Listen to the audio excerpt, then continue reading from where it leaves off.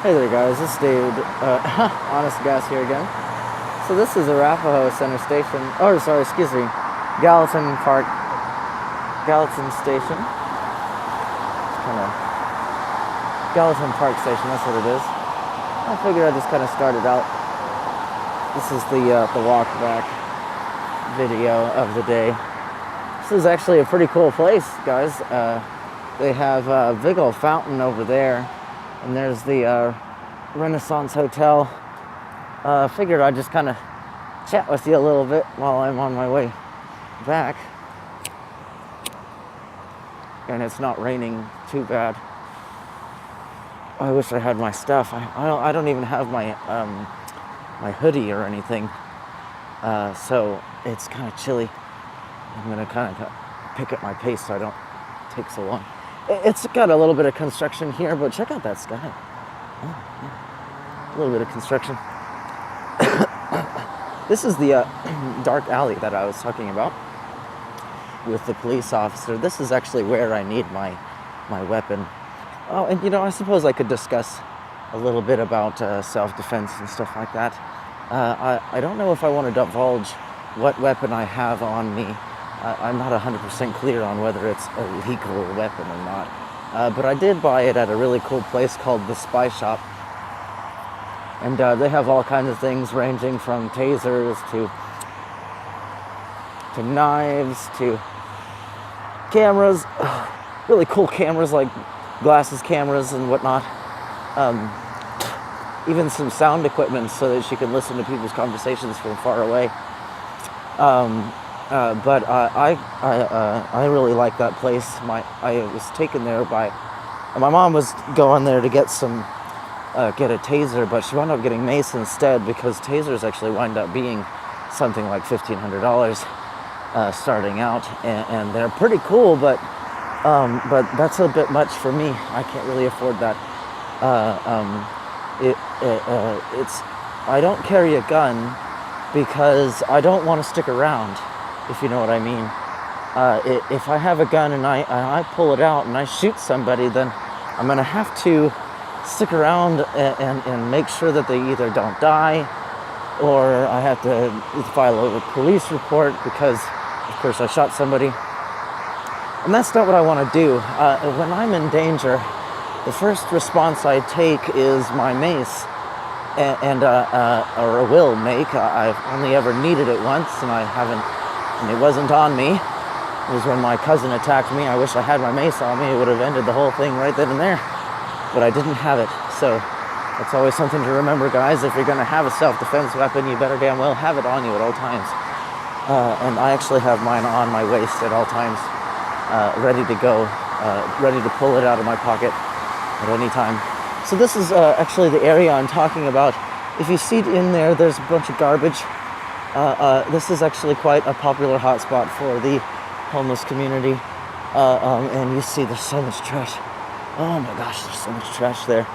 And it gives you an idea of why they want to keep the homeless away from some of the nicer areas. It's because it just seems to be too much to ask to keep their area clean, because nobody owns anything out here. It's all either handed to them or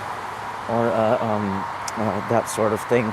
And I don't mean to kind of make them look bad. I just think that there's no excuse a lot of times, but they really feel like they're that the world has kind of been against them, even if it was mostly their fault they're there. But anytime you see a homeless person, you don't know why they're homeless. There could be a very large number of reasons. Let me just show you the highway, so you're not always looking in one direction. Greenway. There's a plaza or a business district, I think. Anyway, so there's a number of reasons why a person would be homeless, and one of the main ones is because somebody got married too soon and didn't realize why they shouldn't marry the person they did. And a lot of times you find that men are homeless because when the divorce comes finalized, it's usually the man that suffers the most. And for any feminists out there, just remember that feminism has been around a long time, and it has destroyed countless countries when it really reaches its peak. Notably, feminism has really taken the storm in Jerusalem, and it really screwed up a lot of people's lives, a lot of men's lives. You go into you're a taxi driver, and your passenger just doesn't like the fact that you're a man. That's it. They just don't like that you're a man, so they just scream rape, and they scream help, and they tell the police that the man raped them or did something obscene. And then that man goes to jail for a long time before somebody finally says, hey, this man didn't actually do anything wrong. And then there's no persecution to the woman who made the scene, and she got herself a nice little free ride. And the man had his whole life completely destroyed. And that's what I'm trying to get at, guys, is that we've got all these, but there's no men's day because every day's a man's day. It's like, absolutely not. There's no men's day because men aren't whiny little crap poopy pants that bitch and moan every time something goes wrong. If anything, the reason male suicide is so high is because they don't say anything, because they just kind of take it until they can't take it anymore, and then they just off themselves because no one's going to listen to them. And if they do say something, then they're laughed at because, oh, you're a man. So, hey, look, there's a little squirrel. Oh, I wish I had shown you guys the squirrel. So I was just kind of talking about homelessness there. So let's get back to self-defense. So I don't carry a weapon because I don't want to stick around. And the reason for that is because the danger zone is what I'm trying to avoid. You're trying to exit the danger zone and get away as fast as you can. And I don't want to have to deal with calling the police anytime something goes wrong. So my biggest and what I'm trying to achieve is to just get away. And hopefully the mace will be enough. And if the mace isn't enough and they're and particularly determined, say a religious person or like a Muslim or a Christian that doesn't like what I look like, or even sometimes Jewish, then sometimes their hatred can be so high that they really want to do me harm. And it's not like it's never happened before either. I get looked at and judged incorrectly by religious people all the time, and it kind of feels a little unfair sometimes, because when I look at their religion and I see all the nasty, disgusting things they do, notably the Jewish like to circumcise little boys in the most disgusting way, and then they look at me like I'm the bad guy. Yeah, it's so ridiculous. And something I was mentioning before about how if you're gonna be part of a group, then you're gonna be put in the same category as all the bad and the good. For me, I don't really know if there's actually a determination of whether a person is good just because they're religious. If anything, I actually don't view them as very as highly when they do just classify themselves as some kind of religion. Because I've studied religion long enough to know that there's nothing really all that good about religion that you don't achieve without it. And if you do achieve good with your religion, then that's fine. I just don't get why you have to be religious to do whatever you're doing that is good. Because typically there's no good that comes out of any kind of religious motivation. It usually typically says something in the lines of go and recruit people into your own religion instead of understanding what their religion is. Oh, here we're about to see the train. Sorry, back to self-defense. I actually wanted to mention a YouTube channel called Active Self-Protection, and he is an absolute genius when it comes to analyzing videos that are usually from Brazil, because that's where a lot of the robberies take place on film, and so he really kind of gives you a guideline on what to do when this sort of thing happens, and he uses the examples of videos all around the world to show what he means. And it's just a quick thing from his channel, and that is that ATM stands for accessory to mugging. You always want to keep your head on a swivel when you're using an ATM, guys, especially if you're in a car ATM, because all they have to do is just kind of sneak up and then snatch whatever right out of your hand as soon as you reach for it, and sometimes they try and hurt you when they're doing it. So always remember, when you're at an ATM machine, you just always look around and do your best not to use any ATMs if you can. And go ahead and go to his channel, Active Self-Protection, and check out what he's got. And he'll even tell you all about guns and the different types of self-defense weapons that are good. He explains why knives aren't a good thing to have, and that's, I'll let him take care of that business. Hey, look, hey, there's a tower right there. That's pretty cool. I don't know what this building is now that I'm looking. I think it's a bank of some kind. This building here.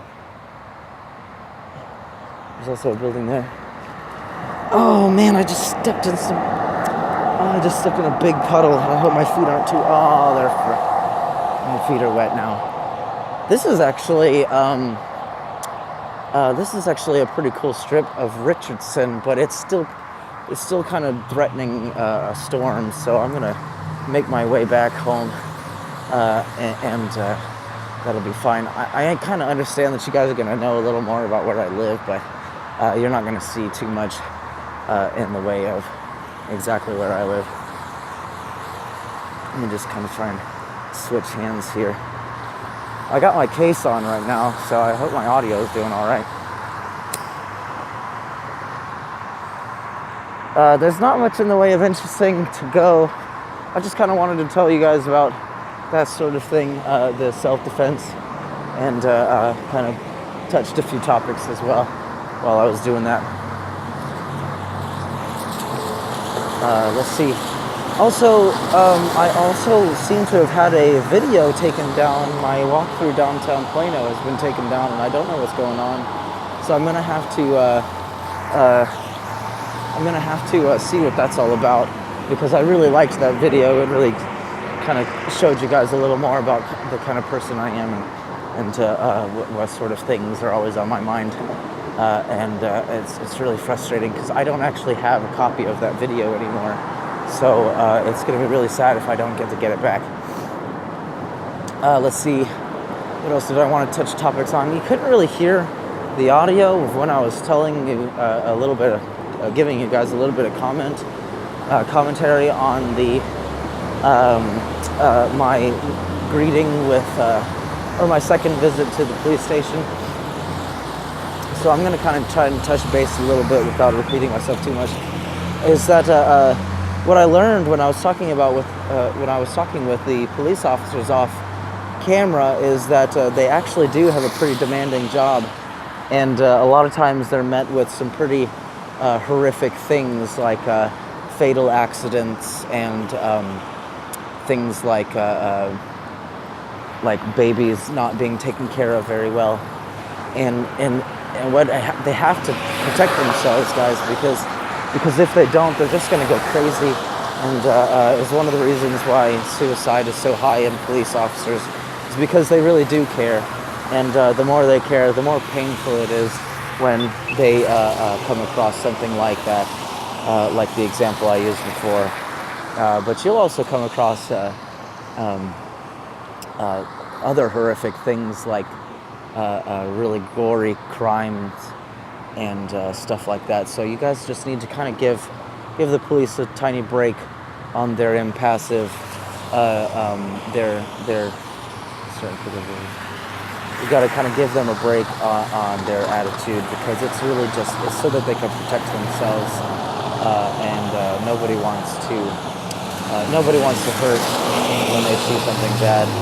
And it is a lot easier to ignore some of the awful things in the world, especially when you're exposed to it so much. Anyway, guys, I'm going to leave the video at that. Hopefully, I really hope that you guys like my channel. It's really kind of changed a lot since I first started the whole journey. The experience has been pretty amazing. So I'm going to let you guys go. and catch you next time.